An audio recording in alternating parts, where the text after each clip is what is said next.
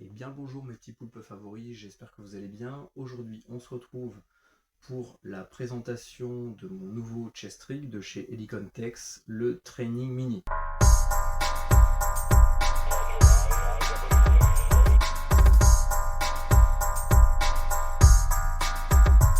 You're so toxic, a creeping decay. Qui est un modèle assez connu, hein. C'est vraiment d'après moi le modèle phare de chez Helicon Tex, parce que au niveau déjà du rapport qualité-prix par rapport à la marque, hein, Helicon Tex, qui est une marque polonaise, on est vraiment sur quelque chose de très qualitatif et de très abordable. Pour vous donner une idée de prix, alors moi je l'ai acheté d'occasion, hein, en état quasi neuf pour 70 € à peu près, hein. On peut les trouver à partir de 40 € et si vraiment vous en voulez en état neuf, surtout si vous cherchez des coloris bien particulières, là il faut aller directement chez les revendeurs ou le fabricant. Là ça va être plutôt autour d'une centaine d'euros, voire un petit peu plus. Mais en tout cas, au niveau de la qualité, au niveau de la finition, au niveau de la logique d'organisation, de structuration de notre chest rig, on est vraiment sur quelque chose de très logique, de très optimisé et de très épuré. C'est vraiment ça, moi, qui m'a poussé vers ce modèle. De base, j'ai tendance à un petit peu trop me charger.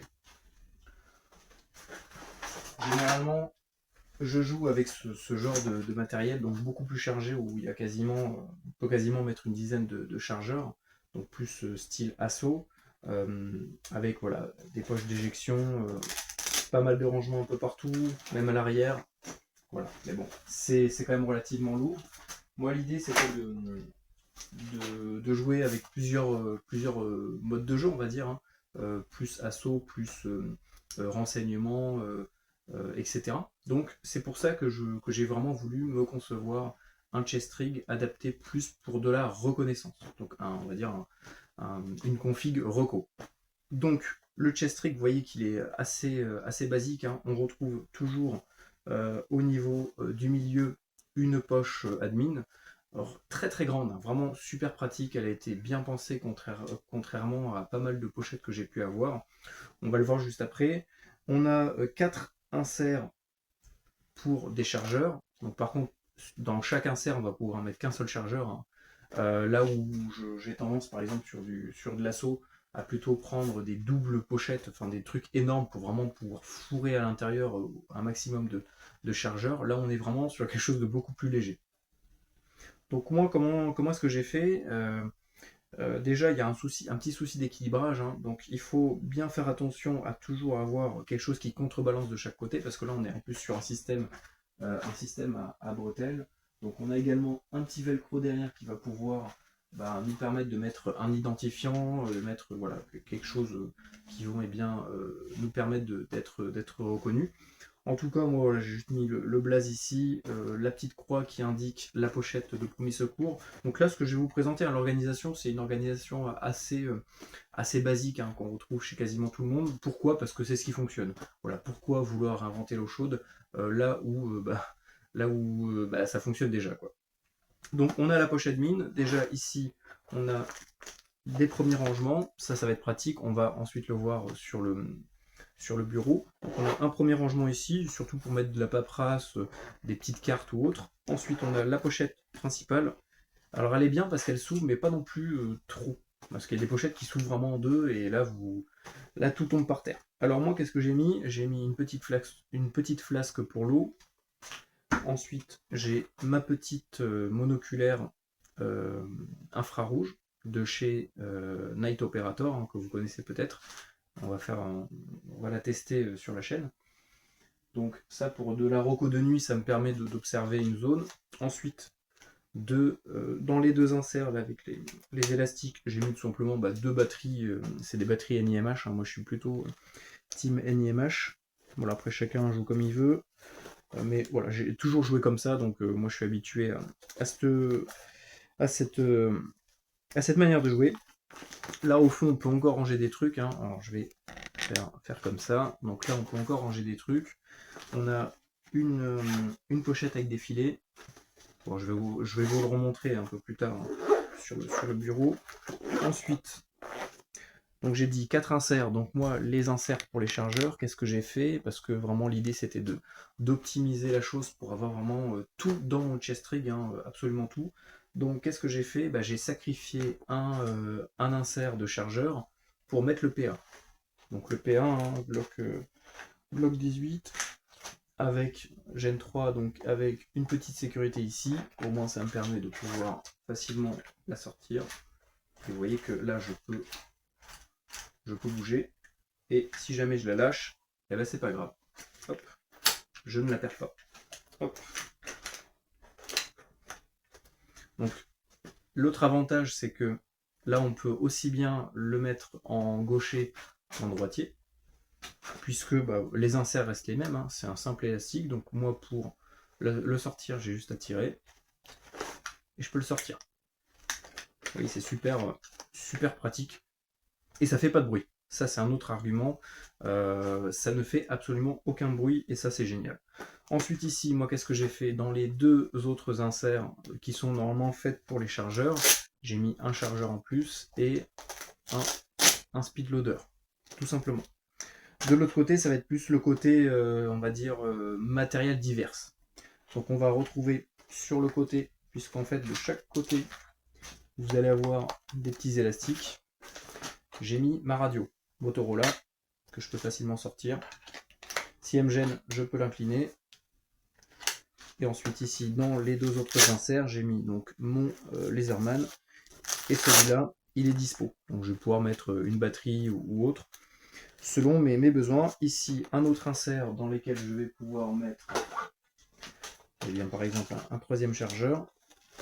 Et prochainement, je vous ferai un petit tuto de modification de ce chest rig pour le passer au lieu de 2 inserts, on va en mettre 3. Voilà, il y a une petite modification qui est possible. Donc on va le remplacer par une insert avec 3 rangements compatibles AK et AR. Alors pour les teams AR, ça passe super bien. Pour les teams AK, vous voyez que ça galère un petit peu plus, mais ça passe. Voilà, avec un peu d'insistance, on peut arriver à le rentrer. Alors peut-être que c'était le scratch qui a fait que, vu que je venais de remettre l'insert parce que j'avais testé avec l'autre, peut-être que ça s'est mal mis, ça sert un peu, donc voilà, on a un petit peu de mal des fois à le sortir, mais vous voyez que c'est tout à fait possible. On va le mettre dans l'autre sens. C'est surtout les élastiques en fait, moi, qui me gênent. Hop, voilà, c'est rangé. Ensuite, pareil, hein, là on a encore des élastiques, donc ça peut nous permettre d'accrocher en plus des accessoires. Ça c'est vraiment chouette, hein. C'est tout bête, hein, mais il faut vraiment y penser. Pareil au niveau des épaules, vous voyez que là on a pareil des petits passants qui vont nous permettre, par exemple si vous avez une grande antenne, de pouvoir bien la coincer ici, ou de mettre un micro déporté, ou tout simplement de déporter directement la radio, si vous voulez un peu plus de performance en termes de portée. Hop. Vous allez pouvoir par exemple mettre directement, alors moi c'est un peu différent parce que sur ce modèle de Motorola, le support est séparé de la radio, mais voilà, vous pouvez tout à fait accrocher ici votre radio, et là c'est beaucoup plus pratique parce que en jeu, lorsque vous êtes en train de jouer, et vous n'avez pas besoin de la décrocher, vous appuyez, vous parlez et ça transmet. En plus de ça, au niveau de l'antenne, vous voyez que là on a un dégagement tout autour, donc on a une meilleure portée. Voilà. Le corps ne perturbe pas le rayonnement de l'antenne. Alors vous voyez que pour la Team AK, les espèces de sécurité, elles sont quasiment impossibles à mettre. Donc moi je vous recommande, à la rigueur, si vous jouez en AK, vous virez ces élastiques. De toute façon ils servent à rien, vu comme c'est serré à l'intérieur, ça risque pas de bouger. Voilà. Donc au niveau ensuite des rangements, ici en dessous on a une petite fixation. Donc là généralement on va venir y mettre notre garrot. C'est l'emplacement habituel des garrots. Les garrots, vous ne les mettez jamais dans les poches, parce que si vous vous faites péter la jambe, bon pas en airsoft, hein, mais si vous vous faites péter la jambe, le garrot il part avec la jambe. Là, si c'est sur le buste, ça part pas. Voilà. Donc ici, emplacement garrot, vous pouvez mettre autre chose. De chaque côté, vous voyez qu'on a des petits passants. Tout le monde fait ça, donc je l'ai fait parce que ça fonctionne bien. J'ai tout simplement mis un petit mousqueton pour mes gants. Voilà, au moins dès que je joue, je mets mes gants, dès que j'arrête de jouer, je peux les accrocher, je suis sûr de ne pas les perdre. C'est simple et efficace. Donc ensuite, pochette ici. Hein. Alors par contre au niveau de... Après on va parler un petit peu du confort du chest rig. Je vais un petit peu vous parler de ce type de banane là, qui peut vite devenir chiant, si vous voyez ce que je veux dire, surtout pour les messieurs, surtout s'il y en a un gros, donc ça peut être, ça peut être gênant. Donc ici ensuite on a une pochette qui est vraiment bien pensée, encore une fois, hein. Tout comme ici la pochette mine, vous voyez elle ne s'ouvre pas entièrement. Il y a un petit frein qui fait que le fond de la pochette ne s'ouvre pas et ça évite que tout se verse par terre. C'est que là, ils ont pensé à faire la même chose, mais dans l'autre sens. C'est-à-dire que pour du premier secours, quasiment jusqu'au fond, ça va s'ouvrir. J'ai l'impression que c'est un petit peu, non, de chaque côté, c'est pareil. Donc hop, vous voyez que là, on peut sortir notre trousse de premier secours et on a tout ce qu'il faut à l'intérieur. Alors, vous pouvez mettre autre chose, vous pouvez l'enlever. Je vous montrerai le système de fixation qu'il y a dessus. Voilà. En tout cas, c'est bien d'avoir pensé à foutre du velcro un peu partout. C'est bête, hein. Mais là, au moins, on met l'identifiant. Là, on met la croix qui permet d'identifier, d'indiquer que c'est bien une pochette de premier secours. Alors, vous pouvez rajouter IFAC ou ce que vous voulez. Hein. Moi, j'ai mis la croix parce que voilà, une croix, ça reste basique. Et ensuite, derrière, hein, le velcro de derrière, qui permet, pareil, d'être identifié pour les gens qui sont derrière vous. Ensuite, au niveau du maintien, là, on va un petit peu parler confort du chest rig, parce que ce qui m'a aussi poussé à en acheter un, c'est qu'avec un gilet comme ça, type assaut, vous crevez de chaud, hein, vraiment, hein, c'est juste infernal. Vous mettez en polaire, en plein été, ça revient au même. Hein. Là, pour le coup, c'est plus respirant. On est vraiment sur quelque chose de minimaliste. Alors déjà, au niveau de l'emplacement, je ne sais pas si vous allez bien le voir, mais on est sur un port quand même assez bas. C'est-à-dire que le centre de gravité, là où sur un gilet comme ça, il va être plus centré à ce niveau-là, surtout si vous avez des porte-plaques enfin des plaques ou autres. Moi, c'est pas le cas, hein, c'est juste pour m'amuser. Mais le centre de gravité va plus être là. Et là, on passe sur un centre de gravité un peu plus bas. Alors au début, ça peut un peu faire bizarre, surtout quand on n'est pas habitué à porter un chest rig. Alors ils ont réussi à bien penser le truc. Bon, généralement c'est comme ça, sur tous les chest rigs, c'est qu'on a également derrière, vous voyez, une sorte de système de ceinture. Et ça c'est pratique parce que, hop, on l'enlève avec un petit clip, hop, on la remet. Et ça, franchement, ça change tout. Ça va de suite coller le chest rig au corps, et là, ça sera beaucoup moins gênant. L'autre avantage, c'est que là, on va être plus au niveau estomac, voire intestin. Et qu'est-ce que ça va changer? Ça va changer que là où des gilets qui vont plus avoir un centre de gravité au niveau du thorax, en courant, lorsque quelque chose vous tape en permanence dans la poitrine, ça peut de suite devenir très gênant. Voilà. Là, pour le coup, c'est dans une zone qui est bien maintenue. Vous voyez que hop, ça suit la prolongation le centre de gravité est là, le point de maintien est ici. Donc ça permet de vraiment tout consolider et que ça soit bien plaqué au corps.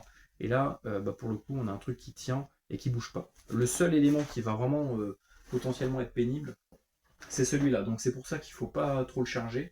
C'est pour ça que tout le monde, je pense aussi, l'utilise en tant que trousse de premier secours, parce que c'est en bas et parce que c'est léger. Donc au pire des cas, voilà, ça vous fait un petit choc, mais c'est pas, franchement, c'est négligeable. C'est vraiment pas gênant. Là où d'autres chest rigs, d'autres gilets ont pu vraiment me gêner au niveau des mouvements. Alors pareil au niveau des mouvements, moi le seul truc qui pourrait éventuellement me gêner, c'est le PA. Voilà. C'est pour ça que je prends aussi des trucs pas trop gros. Hein. Un Glock, c'est assez compact quand même. Et au niveau de la radio, comme je vous l'ai montré tout à l'heure, moi je peux l'incliner. Donc si vraiment elle m'emmerde, je peux la mettre comme ça, et là pour le coup, là, je peux bouger. Là où si elle est comme ça, des fois, l'antenne passe de l'autre côté, ça peut devenir un petit peu pénible. Mais bon, le mieux, ça reste quand même de l'avoir ici. Au moins pour épauler, ça gêne pas. Et c'est directement au niveau de la bouche. Voilà, on va partir sur le bureau, on va voir un petit peu ce que ça donne, et puis prochainement on se retrouvera pour le tuto de modification au niveau des inserts pour les chargeurs. On se retrouve au bureau pour voir ensemble à quoi ça ressemble d'un petit peu plus près. On va tout d'abord enlever les chargeurs des inserts. Vous voyez qu'en fait c'est surtout cette espèce d'élastique là qui gêne, donc il y a juste à enlever ce petit nœud et vous allez pouvoir rendre ça plus pratique si vous êtes Team AK. Donc là c'est pareil, on a une espèce de matière un peu en gomme, donc ça c'est pratique si vous avez des gants. En plein hiver vous allez pouvoir bien les saisir sans aucun problème. Je vais vous montrer vite fait la pochette vue de l'intérieur. Vous voyez que là on a une fixation pour mettre une cordelette, des clés ou autre. On a un grand rangement ici, 5 inserts élastiques ici, une autre grande pochette. On peut également par exemple y mettre les batteries, hop, ou des documents ou autres. Le filet que je vous ai présenté tout à l'heure qui permet de mettre des objets, des petits objets. Donc moi ce que j'ai mis à l'intérieur là c'est surtout les batteries pour mes lampes. Voilà, pour le Ampec. Un élastique de rechange.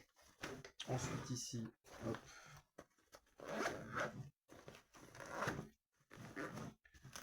les inserts sont vraiment de bonne qualité, hein. On sent que c'est bien épais, bien résistant. Ensuite, je vais vous montrer derrière les fixations, très important. Donc, hop, ici, vous voyez qu'on a un système de clip qui permet potentiellement d'enlever la bretelle. Bon, il n'y a pas trop d'intérêt, mais en cas de besoin, vous pouvez le faire. Ici, on voit un peu plus en détail l'insert avec le système de velcro. Donc là, on a notre insert qui arrive ici, qui va jusqu'à l'autre côté ici. Et donc, c'est cette zone que je vais modifier prochainement pour mettre un rangement de 3 inserts au lieu de 2. Voilà, puisque je perds une place avec le PA, l'idée c'était de la regagner avec la modification. Donc, le petit fil qui sort. Ensuite ici, voilà, les inserts, vous les voyez. Le système ici. Et ensuite notre petite pochette en dessous. Ce qu'il faut savoir, c'est qu'on peut l'enlever. C'est un système très simple, c'est vraiment très ingénieux d'avoir pensé à ça. C'est tout simplement un petit retour ici. Donc là, on a une partie renforcée. Et il suffit juste de la refaire sortir. Et on peut l'enlever.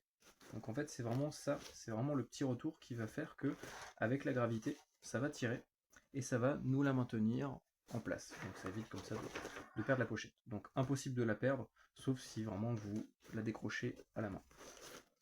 Voilà, ensuite la petite pochette de rangement pour le IFAK.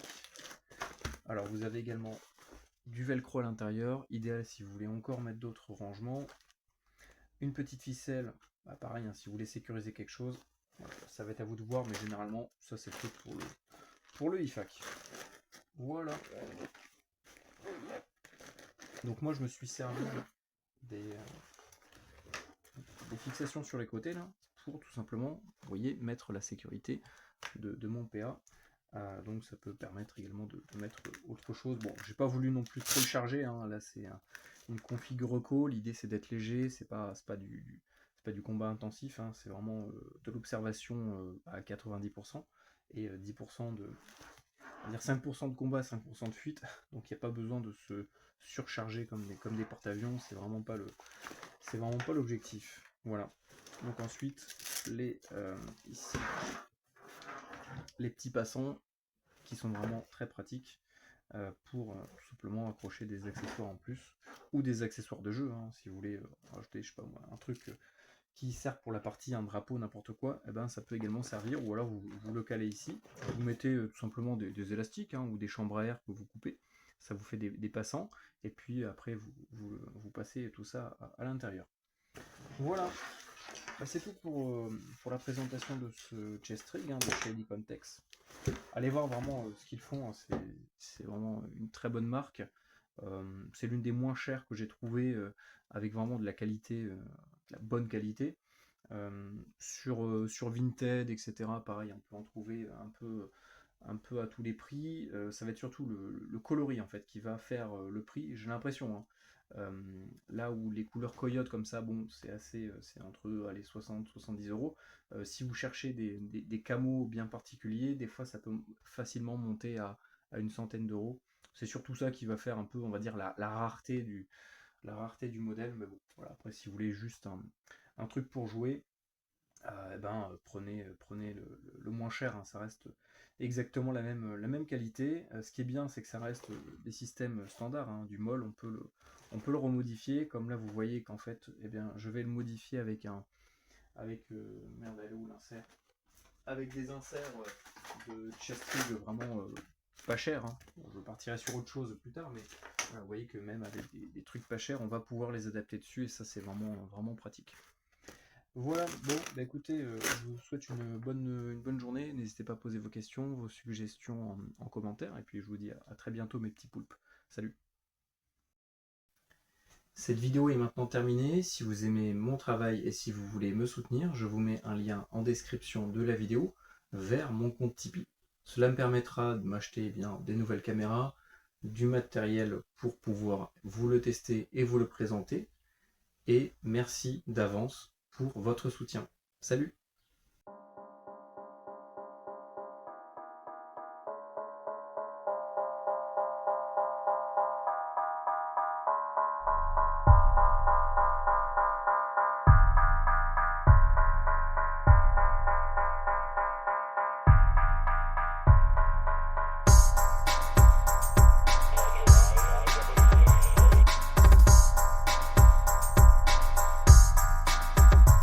You're so toxic.